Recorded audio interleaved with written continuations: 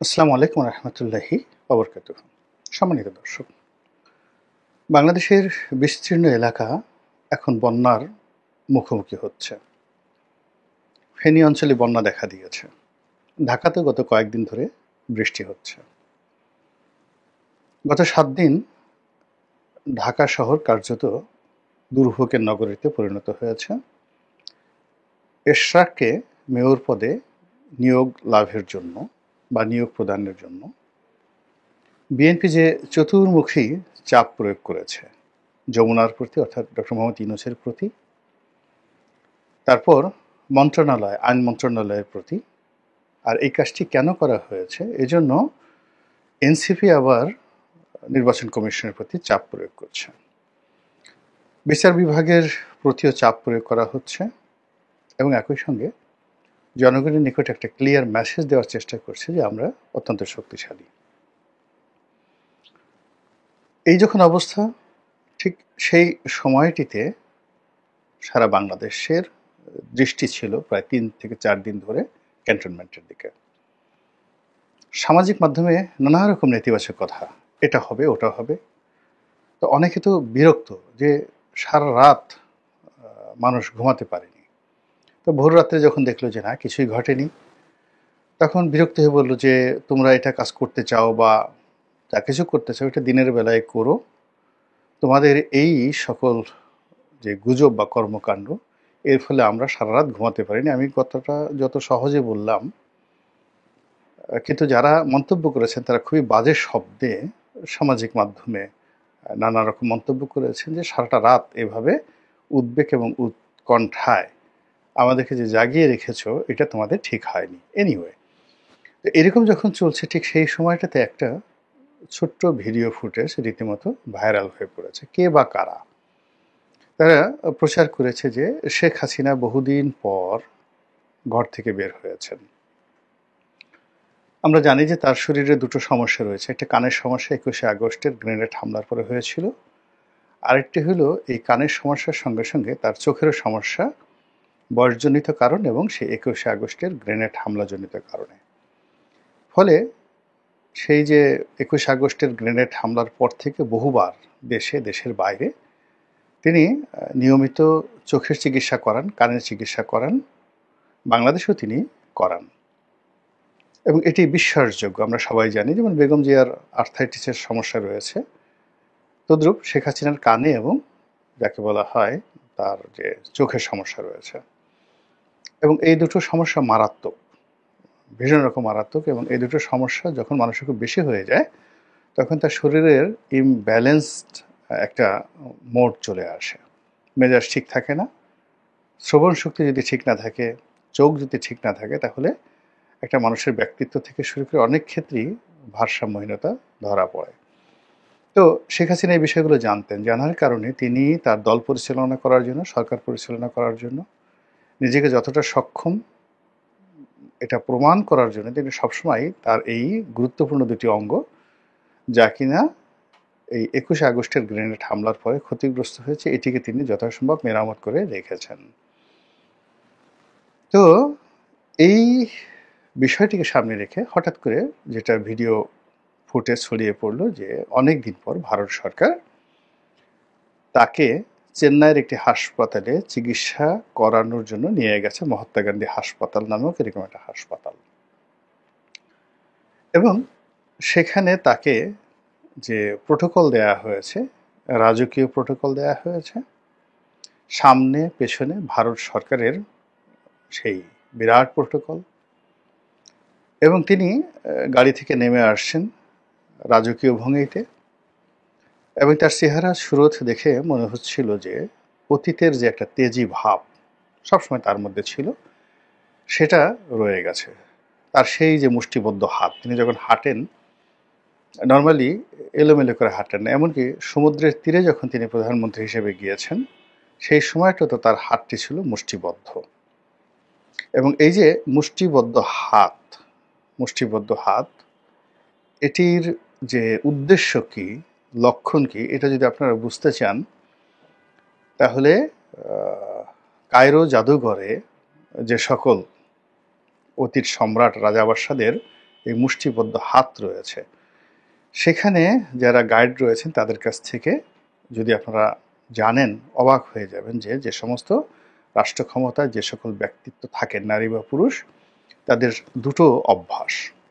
অর্থাৎ দেখবেন যে যখন সে কথা বলছে তখন দুটো পা সমতায় রেখে, অর্থাৎ একেবারে সোজাসুজি দুটো পা সমান অ্যাঙ্গেলে রেখে দাঁড়িয়ে মুষ্টিবদ্ধ হাত রেখে কথা বলছেন। এটা হলো একটা দৃশ্য। আরেকটা দৃশ্য হলো যে তিনি যখন কোনো কিছু করেন, বাম পা তার সামনে থাকে, বাম পা সামনে থাকে, ডান পা একটু পেছনে থাকে, এবং ওই অবস্থাতে তিনি কথা বলেন, কাজ করেন বা দাঁড়িয়ে পোজ দেন। এটাও একটা মারাত্মক কিন্তু লক্ষণ। শেখ হাসিনার মধ্যে দুটো জিনিস সবসময় আপনারা দেখবেন যে তার যে তিনি যখন হাঁটেন তখন তার ডান পায়ের চাইতে বাম পাটা একটু সামনে এগোনো থাকে। ওই অবস্থায় যদি দাঁড়িয়ে তিনি কথা বলেন, বেশিরভাগ ক্ষেত্রে তার বাম পাটি একটু সামনে থাকে, ডান পাটা একটু পেছনে থাকে। এই গেল একটা। আর যখন তিনি খুব স্বাভাবিক অবস্থায় কথা বলেন তখন হাত মুষ্টিবদ্ধ রেখে তিনি একই সমান্তরাল দুটো পা সামনে সমান সমান রেখে তিনি একেবারে অ্যাটেনশনের ভঙ্গিতে তিনি দাঁড়িয়ে থাকেন, সিনা উঁচু করে। তিনি মাথা নিচু করে কখনো কথা বলেননি, ঘাড় নিচু করে কখনো কথা বলেননি, কিংবা কিছুটা ঝুঁকে গিয়ে তিনি কারো মনোযোগ আকর্ষণ করার জন্য বা কারো প্রতি আনুগত্য দেখানোর জন্য জীবনও তিনি এই কাজগুলো করেননি। ঠিক ওই রকম একটা দৃশ্য যেটা চিরাচরিত আকাশের সন থেকে একেবারে তিনি যখন হেলিকপ্টারে উঠেছেন, ঠিক ওই সময়টাতে তার যে অভিব্যক্তি ছিল, দেখুন একটু 19-20 নেই, ঠিক ওই রকম একটা অভিব্যক্তি নিয়ে এই ভিডিওটা যখন ছাড়া হলো, সব মানুষের মধ্যে একটা হইচই পড়ে গেল সারা বাংলায় যে একই। আমরা যখন তাকে চিন্তা করছিলাম তিনি রোগাক্রান্ত, যখন চিন্তা করলাম যে তিনি মরণদশায় পৌঁছে গেছেন, সন্তান শোক, তারপর রাজ্য শোক, ভোগবিলাসের যে স্থিতি ছিল তার জীবনে 2009 থেকে একেবারে টানা 15 বছর 16 বছর, সঙ্গতের কারণে সেগুলো নেই, সেই উজির নেই, নাজির নেই, পাত্র নাই, মিত্র নেই, সানাই নেই, নহবত নেই। এই দুঃখে না জানি তিনি মরে একেবারে গাছপাথর হয়ে গেছেন। তো এরকম চিন্তার বিপরীতে যখন এরকম একটা ভিডিও ফুটেজ সামনে চলে এলো, তখন ওটা সত্য মিথ্যা দেখার কোনো সুযোগ বা যাকে বলা হয় ফুসরত, অবসর আমাদের কারোই ছিল না। আমরা ওটাকে একটা ফার্স্ট স্টেজেই দেখে ফেলেছি এবং ওটাকে সত্য মনে করেছি, এবং যে যার মতো করে হয়তো ভয় পেয়েছি, হয়তো আনন্দিত হয়েছি, উদ্বেলিত হয়েছি, হয়তো হতাশ হয়েছি, এরকম। তা আমাদের কতগুলো গণমাধ্যম ইতিমধ্যেই হাসিনা বিরোধী হয়ে পড়েছে, যারা একটা সময় শেখ হাসিনার সবচেয়ে বেশি ঘনিষ্ঠ ছিলেন। তাদের অর্থনৈতিক অবস্থা, তাদের স্থিতি এবং মালিক পক্ষের বিভিন্ন রকম যাকে বলে সুযোগ সুবিধা দেওয়ার ক্ষেত্রে শেখ হাসিনা জমানাতে যে সকল পত্রপত্রিকা, তাদের মালিক, তাদের লোন মাফ করা থেকে শুরু করে ব্যক্তিগত সম্পর্ক, আরও অনেক কিছু, মানে আওয়ামী লীগকে নিংড়ানোর জন্য এই গণমাধ্যমকে ব্যবহার করে যারা সবচেয়ে বেশি বেনিফিটেড হয়েছেন, তাদের মধ্যে বেশ কয়েকজন যারা এই জমানাতে মিশে গেছেন এবং অতীতের সেই কলঙ্ক থেকে হোক, অথবা যখন মানুষ বেশি পায় তখন তার আকাঙ্ক্ষা বাড়তে থাকে, এবং সেই আকাঙ্ক্ষা বাড়তে গিয়ে যখন তারা শেখ হাসিনার কাছ থেকে শেষমেশ হয়তো তাদের সেই কাঙ্ক্ষিত যে লোভ এবং লালসা চরিতার্থ করতে পারেননি, তখন অনেকের সঙ্গে শেখ হাসিনার কোল্ড ওয়ার শুরু হয়েছে, অনেকের সাথে সম্পর্ক নষ্ট হয়ে গেছে, এবং কাউকে শেখ হাসিনা জেলে পর্যন্ত নিয়েছেন। এর কারণ হলো এরা ডুয়েল রোল প্লে করেছে, টাকা নিয়েছে শেখ হাসিনার কাছ থেকে, সুযোগ নিয়েছে, আর নিয়ে অন্য গ্রুপের সাথে গোপনে যোগাযোগ করেছে। এরকম যখন কিছু প্রমাণ এসেছে, এদেরকে আচ্ছা মতো ডলা দিয়েছেন, সিরিয়াসলি ডলা দিয়েছেন। এই রকম অনেকে এই মুহূর্তে একেবারে আওয়ামী লীগের যেখানে যা কিছু আছে, তারপর শেষে শেখ হাসিনার যা কিছু আছে, যত নেতিবাচক বিষয়গুলো যেগুলো একটি শয়তানের মাথায় আসে না, যে সকল বিষয়, সেগুলো তারা একদম ফ্রন্ট লাইনে নিয়ে আসে। তো যার জন্য আমরা মানে শেখ হাসিনার জমানাতে যে গণমাধ্যম দলীয়করণ করা ছিল তার চেয়েও এখন ভয়ঙ্কর একটা অবস্থায় চলে আসছে। একটা গ্রুপ কথা বলা বন্ধ করে দিয়েছে, রিপোর্ট করা বন্ধ করে দিয়েছে। আরেকটা গ্রুপ শুধুমাত্র মানে সামাজিক মাধ্যমে যে সকল যাকে বলা হয় রিউমার ছড়ানো হয় তার চেয়ে বেশি রিউমার ছড়াচ্ছে, এবং কখনো বিএনপির পক্ষে, কখনো বিএনপির বিপক্ষে, কখনো জামাতের পক্ষে বিপক্ষে। মানে আসলে হয় কি যে কেউ যদি চরিত্র একবার হারিয়ে ফেলে তখন তার কাছে আর কোনো কোয়ালিটি থাকে না, সে শুধু ওই অপকর্মই করতে চায়। কয়েকদিন আগে একটা সুন্দর ভিডিও দেখলাম, অসাধারণ একটা ভিডিও, খুব ছোট সংক্ষিপ্ত ভিডিও আমেরিকার। তো সেখানে একটি রাস্তায় পতিতা ঘুরে বেড়াচ্ছে, এবং পতিতাদের পোশাক আশাক বা বডি ল্যাঙ্গুয়েজ দেখেই বোঝা যায়। তো এক লোক ডাকলো যে তোমার রেট কত? তো পতিতা বললো $200। তো বললো যে $200 নিয়ে তুমি কি করবা? তো সে বললো যে তুমি যা চাইবে আমি তাই করব, অ্যাজ ইউ লাইক। তো সে ভদ্রলোক বললো যে ঠিক আছে, আমি তোমাকে $200 দেবো, বাট তুমি কি আমার গাড়িটা পরিষ্কার করে দিতে পারো, পরিশ্রম করতে পারো, গাড়িটা পরিষ্কার করে দিতে পারো? বিশ্বাস করেন সেই পতিতা তেলে বেগুনে জ্বলে উঠল, এবং তার কাছে মনে হলো যে এর চাইতে অপমানজনক প্রস্তাব আর হতে পারে না যে তাকে গাড়ি ধোয়ার মতো একটা কাজ করে $200 যাকে বলা হয় দেওয়া হবে, এরকম প্রস্তাব দেওয়া হয়েছে। সে বিশ্রী ভাষায় গালাগাল করে একবার রেগে মেখে তারপর সেখান থেকে সে চলে গেল। তো এরকম মানুষের মধ্যে দেখবেন যখন চারিত্রিক বিভ্রাট ঘটে তখন সেই রকম করতেই থাকে এবং খুঁজতে থাকে আইএমএ জাহিলিয়াতের মতো।